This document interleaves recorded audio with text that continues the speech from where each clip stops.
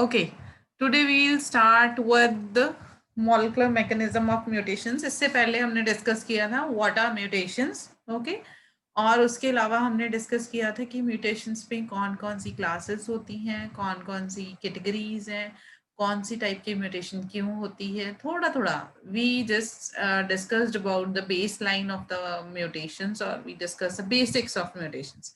Today we'll discuss about कि जो भी म्यूटेशंस होती हैं what is the molecular mechanism behind those mutations. क्या ऐसा molecular process चलता है जिसकी वजह से ये mutations होती हैं, ठीक है, molecular level पे होता क्या है. So I'll say कि जब हम mutations की बात करते हैं ना, तो हमने जब classification study करी थी उस टाइम पे we discussed that we do have two categories of mutations, ठीक है. एक हमने बोला था spontaneous होती हैं, दूसरी कौन सी होती हैं बेटा, induced mutations होती हैं, right? जब हम स्पॉन्टेनियस म्यूटेशंस की बात हमने करी थी, वो ऐसी म्यूटेशंस है व्हिच अकर बाय देमसेल्व्स. कोई पर्टिकुलर हमें ट्रीटमेंट नहीं देना पड़ता, किसी पर्टिकुलर म्यूटेशन का एक्सपोजर नहीं देना पड़ता. We are not known of the fact और the factor because of which these mutations are occurring, ठीक है. उनको हम क्या बोल देते हैं, स्पॉन्टेनियस म्यूटेशंस, ठीक है. जब हम स्पॉन्टेनियस म्यूटेशंस की बात करेंगे, हमें नहीं पता है कि कौन सा ऐसा एक्सोजीनस फैक्टर है जिसकी वजह से वो हो रही है, वो अपने आप हो जाती हैं. देयर इज नो एक्सोजिनस, कोई एक्सटर्नल पैरामीटर या फैक्टर नहीं है जो इन म्यूटेशंस को कॉज करता है, राइट. और ऐसे ही हमने क्या डिस्कस किया था, एक कौन सी होती है बेटा, इंड्यूस्ड म्यूटेशंस होती हैं, राइट.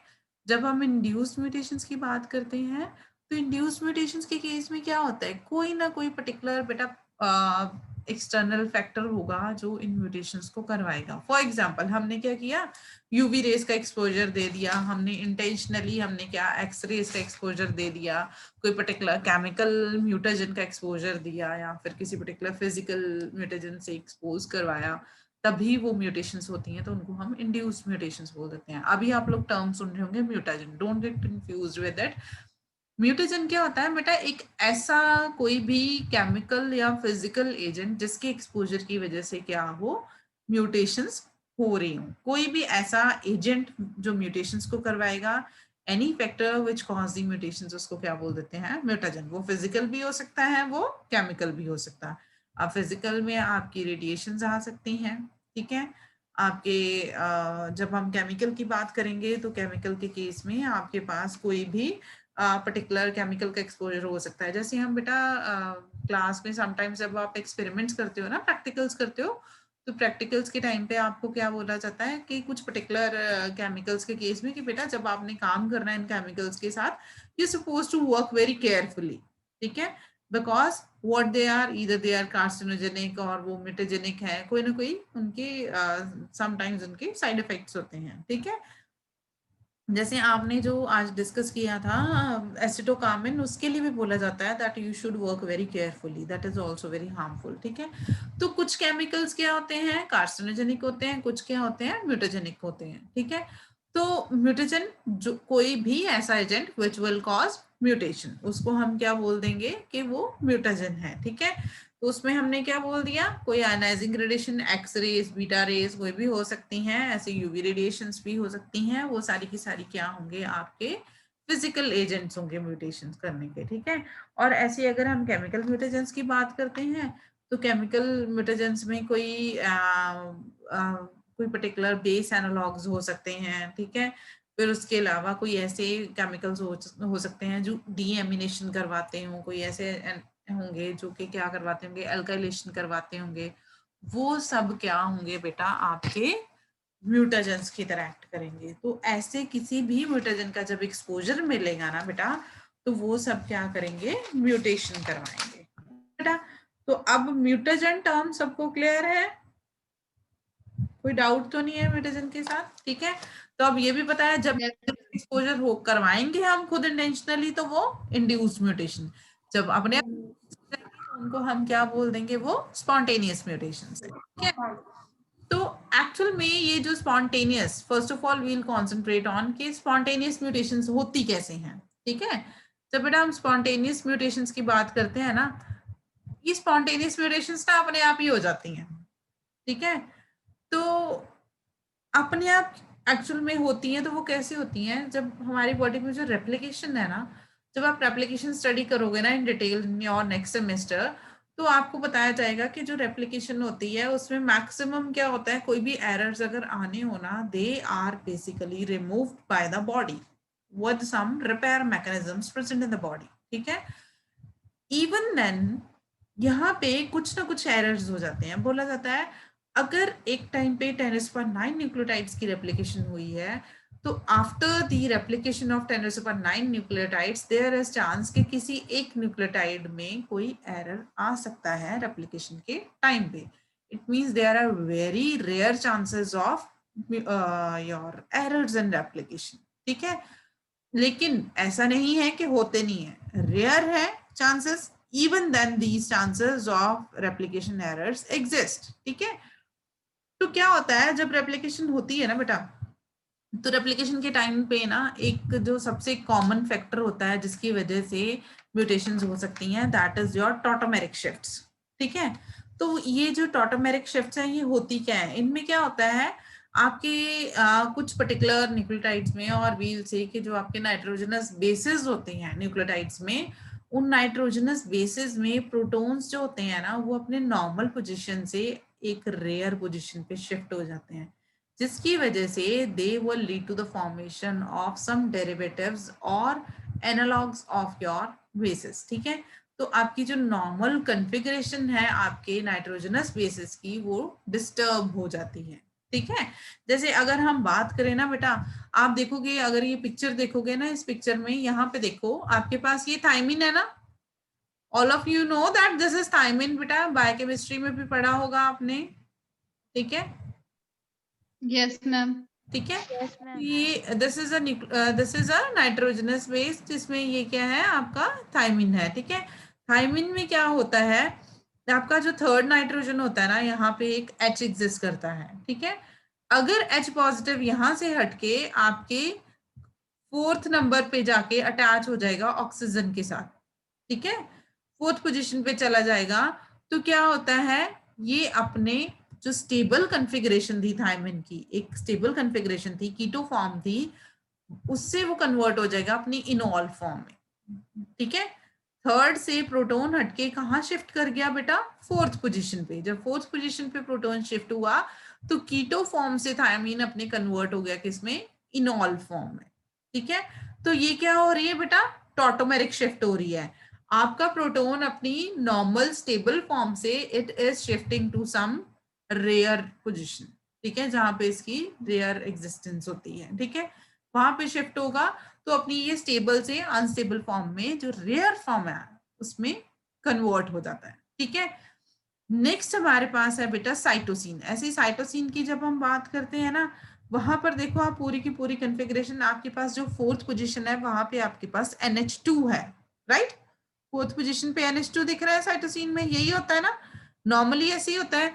लेकिन क्या होगा, आपकी ये फोर्थ पोजीशन से NH2 में से जो प्रोटॉन है ना बेटा वो वहां से हट जाएगा और वो कहाँ शिफ्ट हो जाएगा, थर्ड पोजीशन पे। पहले N था वो क्या बन गया, NH बन गया थर्ड पोजीशन पे, राइट। तो ये क्या हुआ, अपनी एमाइनो फॉर्म से it has been converted into imino. NH2 is amino, and if it's been converted from NH2 to NH, it means this is imino form, right? तो ये फिर से क्या हुआ, अपनी कॉमन फॉर्म से रेयर फॉर्म में कन्वर्ट हो गया, ठीक है। नेक्स्ट हमारे पास जो है दैट इज योर एडेनिन। जब हम एडेनिन की बात करते हैं ना बेटा, तो एडेनिन में अगर आप ध्यान से देखेंगे क्या हो रहा है, एडेनिन में आपके पास ये जो 6 पोजीशन है ना बेटा, 6 पोजीशन पे आपके पास कार्बन के साथ कौन अटैच्ड है, अमाइनो फॉर्म है ना, NH2 है। आपका एडेनिन किस फॉर्म में है, अमाइनो फॉर्म में, ठीक है। ये बेटा नोट करते रहना पॉइंट्स, ये यहाँ पे मेंशन नहीं है, don't worry, I will send you notes भी भेजूंगी मैं आपको। जो आपका बेटा यहाँ से 6 पोजीशन कार्बन से आपका प्रोटॉन कहाँ पे शिफ्ट हो रहा है, you will have to check out, ये आपकी फर्स्ट पोजीशन पे चला जा रहा है, राइट। जब ये फर्स्ट पोजीशन पे मूव किया तो क्या हो गया, ये अपनी अमाइनो फॉर्म से किस में कन्वर्ट हो गया, इम्यूनो फॉर्म में, जैसे साइटोसिन में हुआ था, ठीक है। साइटोसिन में भी क्या हुआ था, अमाइनो से इम्यूनो में कन्वर्ट हुआ था, वहां पर फोर्थ से थर्ड पे आया था, यहाँ पर 6 से फर्स्ट पे आ गया है प्रोटॉन, ठीक है। अब लास्ट केस हमारे पास कौन सा है, गुआनिन का। जब आप ग्वानिन की स्ट्रक्चर देखोगे ना बेटा आप ध्यान से, तो ग्वानिन में आप देखो आपके पास बेटा यहाँ पर जो सेकंड पोजीशन, सॉरी, आपके पास जो 6 पोजीशन है ना बेटा, वहां पे सिंगल ओ एग्जिस्ट कर रहा है, राइट, सिंगल ओ ही है ना, ठीक है। फिर उसके बाद थोड़ी देर बाद क्या हुआ, यहाँ पे टॉटोमेरिक शिफ्ट हुई। जब टॉटोमेरिक शिफ्ट हुई, टॉटोमेरिक शिफ्ट से क्या हुआ, फर्स्ट जो आपकी पोजीशन है जहाँ पे NH है, फर्स्ट पोजीशन से आपका प्रोटॉन मूव कर गया है बेटा आपकी कौन सी पोजीशन पे, 6 पोजीशन पे। कार्बन के साथ पहले डबल बॉन्ड के साथ ऑक्सीजन अटैच था, कीटोन फॉर्म में था, ठीक है, अपनी कीटो फॉर्म में था, वहां पे कीटो फॉर्म से वो इनोल फॉर्म में कन्वर्ट हो गया है। डबल बॉन्ड O की वजह से CO की जगह वहां पर क्या आ गया, C के साथ OH अटैच हो गया, ठीक है। तो अपनी कीटो से कौन सी फॉर्म में आ गया, इनोल फॉर्म में। इधर कीटो से इनोल कन्वर्जन हो, और सेकेंड ऑप्शन है आपकी अमाइनो से वो इमिनो में चला जाए, तो वो आपका क्या है बेटा, ध्यान से देखना है कि टॉटोमेरिक शिफ्ट्स हैं, ठीक है। जब प्रोटॉन्स अपनी नॉर्मल और कॉमन पोजीशन से अपनी किसी रेयर पोजीशन पे चले जाते हैं तो उनको हम बोल देते हैं टॉटोमेरिक शिफ्ट्स, ठीक है।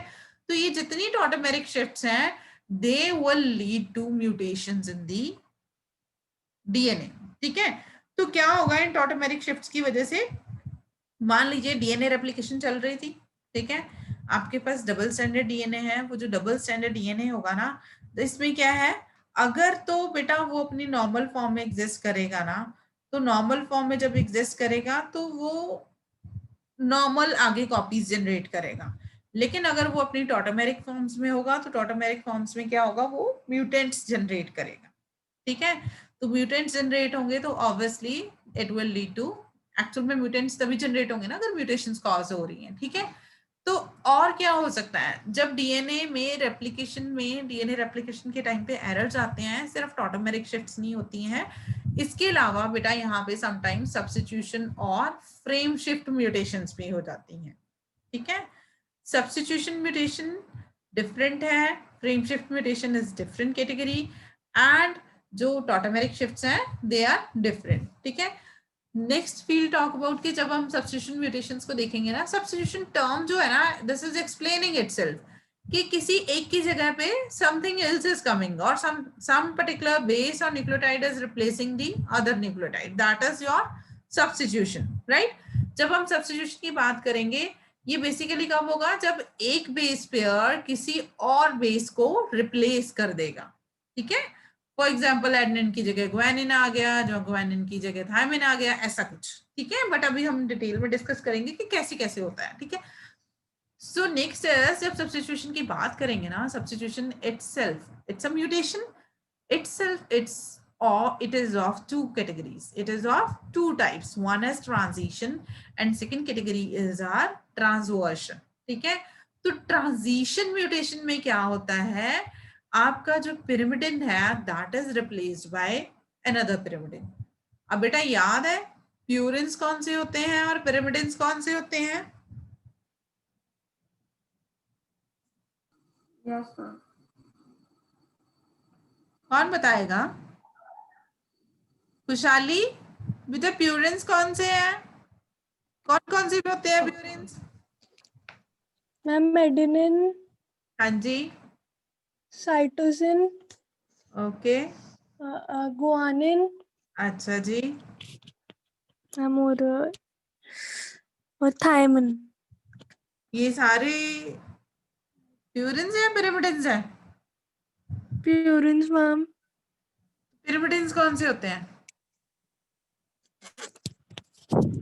भूल गए। मेरे को तो लग रहा है आपने सारे गिनवा दिए, एक यूरेसिल को छोड़ के आपने।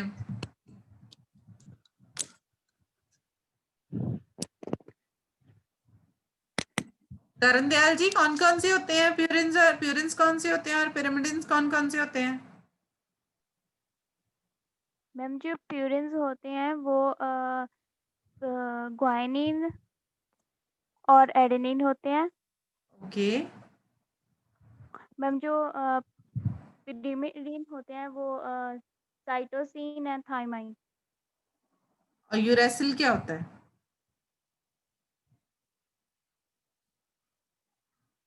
Purine ma'am pyrimidine, ma'am pyrimidine. Okay,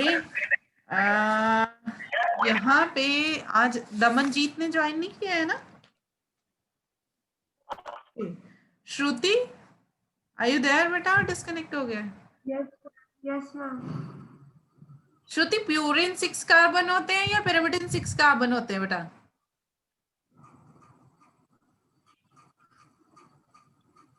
अच्छा, इनमें से 6 कार्बन कौन है और 9 कार्बन कौन है? 9 membered, I won't carbon, sorry, 9 membered कौन सा होता है और 6 मेंबर्ड कौन सा होता है? 9 मेंबर्ड होते हैं प्यूरिन और Okay. बाकी तो दूसरे। हाँ जी, सही है मैम। आप बताओ क्या बोल रहे हो दोबारा, मेरे को एक्चुअली क्लियर नहीं हुआ आपने क्या बोला। मैं बोल रही हूँ जो प्यूरिन होते हैं वो 9 मेंबर्ड होते हैं। ओके, और पिरिमिडिन्स? 6 मेंबर्ड चेन और एक 5 यस, यू आर राइट।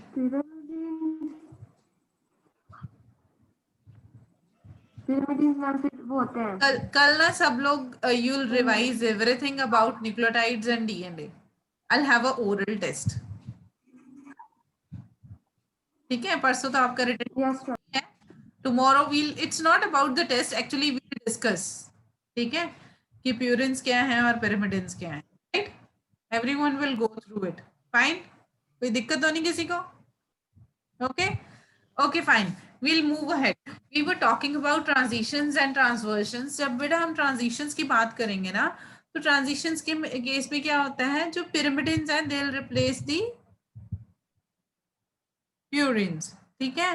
और pyrimidines are replaced by pyrimidines only, and जो purines है purines को purines ही replace करेंगे, मतलब same category of bases are going to replace the other, ठीक है? लेकिन जब हम ट्रांसवर्जन की बात करते हैं तो ट्रांसवर्जन के केस में क्या होता है बेटा, it will form a cross linkage, मतलब कि यहाँ पे क्या होगा, जो प्यूरिन्स होंगे they will be replaced by pyrimidines, जो पिरामिडिन्स होंगे they will be replaced by purines. Okay, तो ऐसे ही अगर हम बात करें जो ट्रांजिशन है, ट्रांजिशन के केस में क्या क्या आ जाएगा, जो G है वो A को रिप्लेस करेगा और A है जो G को रिप्लेस करेगा, C T को रिप्लेस करेगा और T C को रिप्लेस करेगा, ठीक है? लेकिन जब हम ट्रांसवर्जन की बात करेंगे तो ट्रांसवर्जन के केस में G T को रिप्लेस कर देगा और G C को रिप्लेस कर देगा, ऐसे ही A T को रिप्लेस कर देगा। तो ध्यान में रखना है कि जब हम ट्रांजिशंस की बात करते हैं तो ट्रांजिशंस के केस में पिरामिडिन्स जो हैं पिरामिडिन्स को रिप्लेस करते हैं, लेकिन जब हम ट्रांसवर्जन्स की बात करते हैं तो वहां पर प्यूरिन पिरामिडिन को रिप्लेस करेगा और पिरामिडिन जो होगा वो प्यूरिन को रिप्लेस करेगा, ठीक है? So next is we are having frame shift mutations, ठीक है?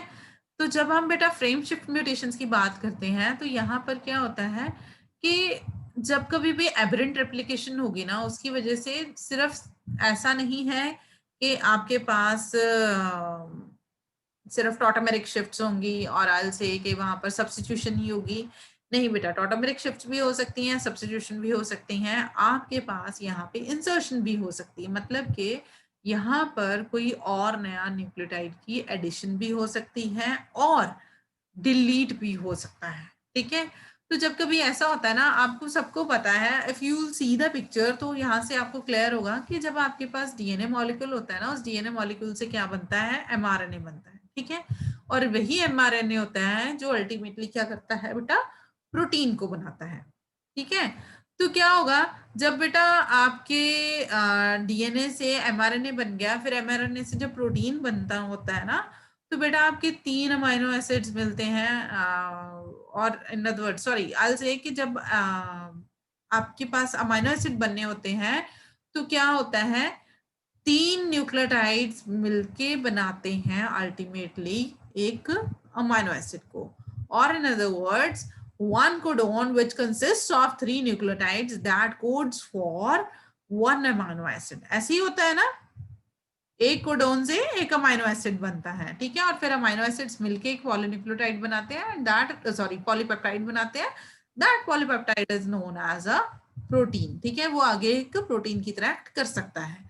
सो बेसिकली क्या है, तो अगर ऐसा है कि 3 न्यूक्लियोटाइड्स मिलके एक अमाइनो एसिड को बनाते हैं, मान लीजिए यहाँ पे क्या है, हम अगर देखते हैं डीएनए से एमआरएनए बना, ठीक है, तो एमआरएनए में क्या सीक्वेंस आ रहा है, एसीजी, सीयूए, एजीसी, एसीयू, ऐसे बन रहा है ना कुछ सीक्वेंस, ठीक है, एमआरएनए में। अगर क्या हुआ बेटा, यहाँ पे होगी एडिशन, ठीक है, एडिशन क्या हुई, आपके पास था ए और सी के बाद जीसी था, लेकिन एसी के बाद क्या ऐड हो गया, थाइमिन। देख रहे हो ना बेटा ध्यान से, यहाँ पर अगर ध्यान से देखोगे एसी के बाद बेटा यहाँ पे थाइमिन ऐड हो गया, जो कि यहाँ पर हाईलाइटेड है, बोल्ड किया हुआ है, ठीक है। तो जब यहाँ पे थाइमिन ऐड हुआ ना, तो थाइमिन ऐड होने की वजह से क्या हो गया, आपका पूरे का पूरा फ्रेम शिफ्ट हो गया। पहले ए, सी और जी मिलकर एक अमीनो एसिड को एनकोड कर रहे थे, अब कौन करेगा, ए, सी और यू एनकोड करेंगे, और आगे सी यू ए एनकोड कर रहे थे, यहाँ पे जी सी यू एनकोड कर रहे हैं। तो आपका पूरे का पूरा बेटा जो भी है ना यहाँ पे प्रोसेस, वो पूरे का पूरा क्या हो गया, चेंज हो गया। मतलब कि जो फाइनली आपके पास अमीनो एसिड्स बनने थे, वो अमीनो एसिड्स अब नहीं बन रहे हैं, ठीक है। और ऐसे ही एडिशन के टाइम पे भी ऐसे होगा, डिलीशन के टाइम पे भी ऐसे होगा। एडिशन के टाइम पे क्या होगा, आपका फ्रेम जो है वो पीछे मूव कर जाएगा, और डिलीशन के टाइम पे आपका फ्रेम जो है आगे शिफ्ट हो जाएगा, ठीक है। तो बेसिकली क्या है, फ्रेम हम किसको बोलेंगे, जो 3 न्यूक्लियोटाइड्स का एक कोडोन है, which is ultimately going to encode an amino acid, ठीक है। तो उस 3 न्यूक्लियोटाइड्स वाले फ्रेम को सीक्वेंस को हम फ्रेम कंसिडर कर लेते हैं, ठीक है। तो वो जो फ्रेम है ना, it will be shifted forward और it will be shifted one nucleotide backwards, ठीक है। तो क्या हुआ, फ्रेम शिफ्ट म्यूटेशंस एडिशन की वजह से भी हो सकती हैं, डिलीशन की वजह से भी होगी, लेकिन you'll have to keep one thing in mind, addition और deletion within protein coding portion. जो आपका प्रोटीन कोडिंग सीक्वेंस होगा ना, अगर उसमें एडिशन या डिलीशन होगी, only then your translational reading frame will be shifted, ठीक है, only then it will be shifted. So ये फ्रेम शिफ्ट म्यूटेशंस जो होती है ना बेटा, they are most prevalent only in what case, जब हमारे पास जो आपका टेम्पलेट डीएनए होता है ना, उसमें छोटे छोटे रिपीटेड सीक्वेंसेस एग्जिस्ट करते हैं, ठीक है, वन थिंग इज दिस। और जब ऐसे होता है ना, तो क्या हो जाती है, आपके यहाँ पर रेप्लिकेशन स्लिपेज हो जाती है, ठीक है। रेप्लिकेशन स्लिपेज होने की वजह से या तो क्या होगा, वो वाला पार्ट आपका डबल टाइम्स रेप्लिकेट हो जाएगा। रिपीटेड सीक्वेंसेस क्यों आते हैं, या तो कोई सीक्वेंस आपका पार्ट क्या होगा, डबल टाइम्स रेप्लिकेट हो गया, ठीक है, और क्या होगा, कोई पार्ट की रेप्लिकेशन मिस होगी। जस्ट बिकॉज ऑफ दैट वहां पर रिपीटेड सीक्वेंसेस एग्जिस्ट करते हैं, और ये रिपीटेड सीक्वेंसेस जो है आपके पर्टिकुलर डीएनए सीक्वेंस में फ्रेम शिफ्ट म्यूटेशंस कॉज करवाते हैं, ठीक है बेटा। ये है आपका पूरे का पूरा किसके लिए, for the molecular mechanism of your frame shift mutations, ठीक है जी। What it is, molecular mechanism of your frame shift mutations, ठीक है बेटा। अगर यहां तक किसी को कोई डाउट है तो यू कैन आस्क मी। आज के लेक्चर में बेटा इतना ही करवाऊंगी आपको, ठीक है, बाकी हम कल करेंगे डिस्कस, ठीक है। तो आई होप इस किसी को कोई डाउट नहीं होगा, लेकिन होगा तो यू कैन बेटा आस्क मी। किसी को कोई डाउट है बेटा? No ma'am. ओके फाइन, अगर नहीं है